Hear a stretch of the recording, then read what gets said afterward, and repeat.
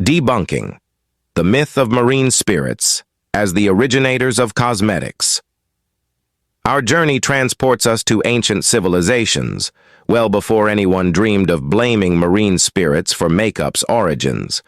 The use of cosmetics reaches back to ancient Egypt, where Cleopatra herself was renowned for her mesmerizing eye makeup.